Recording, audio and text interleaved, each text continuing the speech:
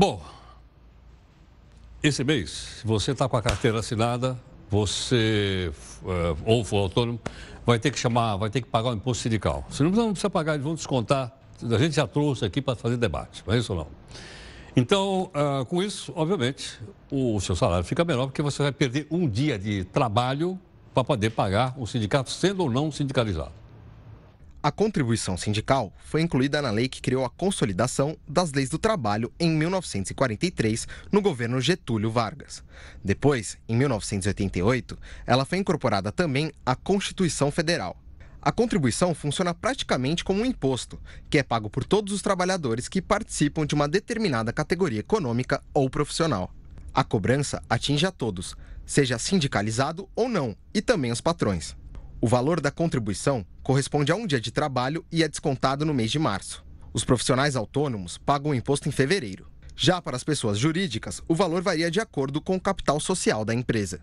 O total arrecadado é dividido entre as entidades que representam os trabalhadores e os patrões. Nesta divisão, o governo federal também fica com uma boa fatia. Em números, a bolada é dividida da seguinte maneira: 60% vão para o sindicato representativo, 15% para a federação correspondente, 10% vão para os cofres das centrais sindicais, 10% para a conta especial Emprego e Salário, que abastece o Fundo de Amparo ao Trabalhador, e 5% acabam nas mãos dos dirigentes da confederação correspondente. Em 2016, os sindicatos, federações e confederações de classe receberam 3,5 bilhões de reais, que foram divididos entre 11 mil entidades, segundo o Ministério do Emprego e Salário. Deste montante, 582 milhões de reais foram parar na Conta Especial Emprego e Salário. A Central Única dos Trabalhadores, a CUT, recebeu quase 60 milhões de reais. E a Força Sindical ficou com 46,5 milhões.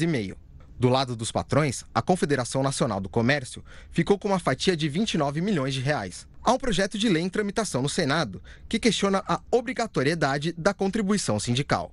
O texto que está parado na Comissão de Assuntos Sociais altera a legislação trabalhista e estabelece a obrigatoriedade de pagamento somente para os trabalhadores sindicalizados. Você acha que os sindicatos apoiaram esta ideia? Acho que não, claro que não. Eu vou conversar agora com o doutor Rodolfo Ramazotti, que gente... Rodolfo, por favor. Então, prazer em vê-lo. Muito obrigado pela gentileza, Rodolfo. Prazer estar aqui obrigado com você. Muito obrigado. Rodolfo, a gente está falando aqui, né, em trabalho, carteira assinada, pessoas que estão pagando impostos e pagando tudo mais. Mas para isso a gente tem que ter produção, tem que ter emprego, né? Como é que os produtos importados ilegalmente, que a gente dá o nome de contrabando, prejudicam aquilo tudo que a gente mostrou aqui agora? Demais, Heraldo. O contrabando e a falsificação de produtos industrializados atrapalha a retomada do crescimento no país, a geração de emprego e riquezas. E principalmente lesa também a saúde e a segurança do consumidor. Esse é o principal problema de todos. Não existe produto falsificado e contrabandeado que seja feito dentro de padrões de qualidade, de higiene, respeitando parâmetros.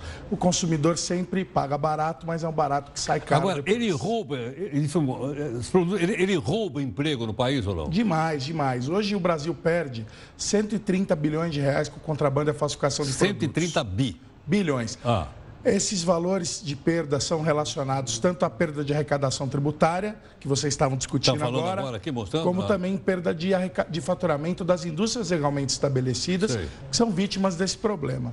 Ou seja, o governo sobe imposto, o setor produtivo é alijado mais ainda, perde competitividade frente a um produto ruim, mas que não paga imposto e tem um preço baixo. Com isso, o país perde mais ainda na arrecadação tributária e se deixa de gerar emprego e riqueza. Agora, me diz uma coisa, como é que uma quantidade tão fantástica de produtos entra no país? Nós temos contrabando, não é isso ou não? Exatamente, o problema é esse. São 16 mil quilômetros de fronteira com os países limítrofes. Até o governo Dilma, nós tínhamos 32 postos de fiscalização somente. Em 16 mil quilômetros? 16 mil quilômetros. 32 postos. Com os cortes que vocês mencionaram agora, nós só estamos agora com 24 postos de fiscalização. Quer dizer, com 36 era uma peneira. Com Exatamente. 24, então... Se nós contarmos os nossos portos também, de Belém até Rio Grande, nós não temos em todos esses portos 3 mil agentes para realizar desembaraço de contêiner. No Porto de Roterdã, na Holanda, trabalham 3.500 agentes só fazendo o desembaraço dos contêineres. No único porto? Exatamente. Aqui a fiscalização é feita por amostragem ou quando existe uma denúncia. Nas fronteiras, idem. Os poucos funcionários que lá estão são abnegados, fazem bons trabalhos, mas não existe investimento e vontade política de resolver esse problema. Com isso, o país perde a indústria e a população. Perguntar o seguinte, o país perde, quem é que ganha com isso? O crime organizado, as quadrilhas transnacionais.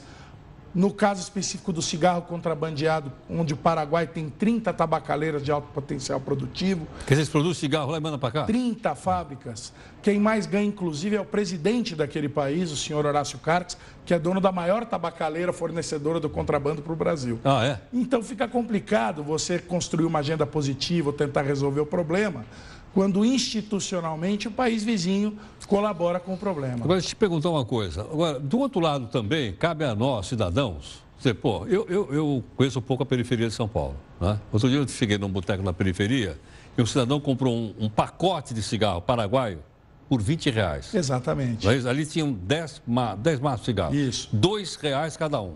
E ele comprou e levou. Eu não falei nada, fiquei olhando. Mas quer dizer, ele sabe que aquilo é cigarro paraguaio. A pessoa que vende sabe que aquilo lá é paraguaio, não está pagando imposto. Quer dizer, não tem a contrapartida da cidadania. Pô, vamos pensar um pouco no país ou não? Além de pensar no país, esse consumidor devia pensar nele mesmo. Por quê? Porque o cigarro paraguaio tem até 6 vezes mais alcatrão e nicotina do que o máximo permitido pela Anvisa. Resíduos de metais pesados, coliformes fecais, pedaços de inseto, é uma bomba sanitária que causa um prejuízo tremendo para a saúde da população, fora o prejuízo em arrecadação tributária, que só com o problema do cigarro contrabandeado é de R$5 bilhões por ano. Agora, eu falei de um produto que é vendido no retalho, né? No varejo. Isso, que é o cigarro. Exatamente. Mas existem grandes produtos que entram sem pagar imposto ou não? Existem. No caso das autopeças, por exemplo, chegam pelos contêineres nos nossos portos. No caso, por exemplo, dos produtos de higiene e limpeza falsificados, também já vem prontos da China, que é o maior fornecedor de produtos falsificados para o Brasil. Isso entra tanto pelos nossos portos como pela fronteira do Paraguai. Isso vem da China até o porto de Quique, que é uma zona franca no norte do Chile, desce via hidrovia para o Paraguai e depois acaba entrando no Brasil. Enquanto não houver um controle mais efetivo de fronteiras, nós vamos estar sujeitos a esse tipo de problema. Agora, o problema principal do contrabando e da falsificação é o seguinte: o cara que vai comprar uma camiseta falsificada num shopping popular ou que compra um cigarro numa banca de camelô, ele sabe o que ele está adquirindo. Claro, lógico. Mas não é o que ocorre quando você compra um remédio, um produto de higiene e limpeza, uma autopeça no seu mecânico ou alguma coisa do gênero, que você paga o preço do original, está sendo lesado com um produto falsificado e é um produto que vai fazer você sofrer um acidente ou causar um mal grande para a sua saúde e para a sua família. Esse é o problema principal. Se perdeu qualquer parâmetro no que diz respeito ao contrabando e à falsificação. Entra de tudo no Brasil hoje. Tá, deixa eu te perguntar. Ao longo do tempo, sei lá, nos últimos 5 anos, tem aumentado, tem diminuído o número de contrabando? Como é que é?